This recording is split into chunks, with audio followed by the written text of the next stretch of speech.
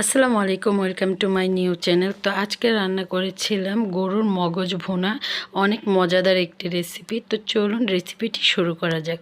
তো প্রথমে আমি মজকটুকু নিয়েছি, মজকটুকু নিয়ে একটা বাটিতে রেখেছি এবং বাটির মধ্যে আমি খুব গরম পানি একদম ঢেলে দেব।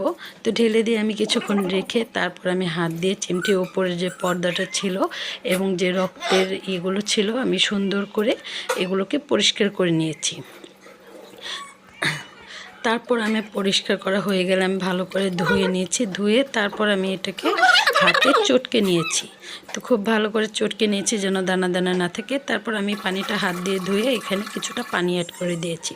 তো উপকরণ হিসাবে টমেটো, রসুন, পেঁয়াজ, কাঁচামরিচ, এলাচ, দারচিনি, তেজপাতা, শুকনো মরিচ এবং জিরা।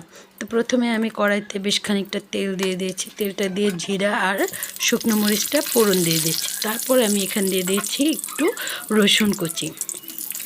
রসুন কুচি দেওয়ার পর আমি একটু ভাজা ভাজা করে তারপরে শুকনো উপকরণগুলো দিয়ে দিয়েছি। শুকনো উপকরণটা তেলের মধ্যে ভাজা ভাজা করে নেব, তাহলে ফ্লেভারটা খুব ভালো আসে। তারপর আমি পেঁয়াজ কুচিটা দিয়ে দিয়েছি। পেঁয়াজ কুচিটা যে পর্যন্ত লাল লাল না হবে সে পর্যন্ত আমি ভালো করে ভাজা ভাজা করে নেব। তো ভাজা ভাজা হয়ে আসলে এখানে আমি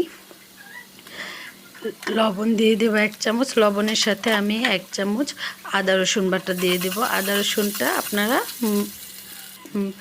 মগজের উপর নির্ভর করবেন, যদি কম হয় একটু কম দেবেন, বেশি হলে একটু বেশি দেবেন। তারপর এখানে দিয়ে দিয়েছি সিদ্ধ করে রাখা টমেটো। তো টমেটোটা আমি দিয়ে খুব ভালো মতো কষিয়ে নেব। তো একটু ভাজা ভাজা হয়ে আসলে এখানে আমি দিয়ে দেবো হলুদ মরিচের ফাঁকি। আপনারা পরিমাণটা কমিয়ে বাড়িয়ে দিবেন, আমি এখানে 1 চামচে একটু বেশি দিয়েছি।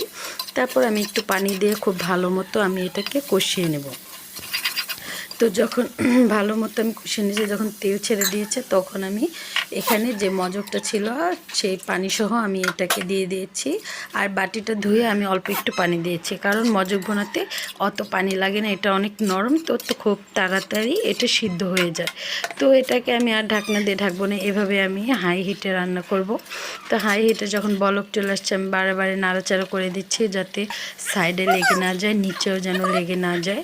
তো এরকম করে বারে বারে আমি নাড়াচাড়া করে দিচ্ছি। আর দেখেছিলাম যে যদি বড় বড় দানা থাকে সেগুলোকে আমি খুরচুন দিয়ে একটু একটু করে কেটে দিয়েছি, যাতে আস্তে আস্তে বড় বড় দানা না থাকে। তারপর খুব ভালো করে আমি এটাকে শুকিয়ে একদম ভাজা ভাজা না হওয়া পর্যন্ত অপেক্ষা করছি। তো আমি খুব ভালো করে এটাকে ভাজা ভাজা করে নিয়েছি। এই তো আমার হয়ে গেল অনেক মজাদার মগজ ভুনা। যদি ভালো লাগে তাহলে অবশ্যই চ্যানেলটাকে সাবস্ক্রাইব করে পাশে থাকবেন। ধন্যবাদ। আর কমেন্টে জানিয়ে যাবেন কেমন হয়েছে।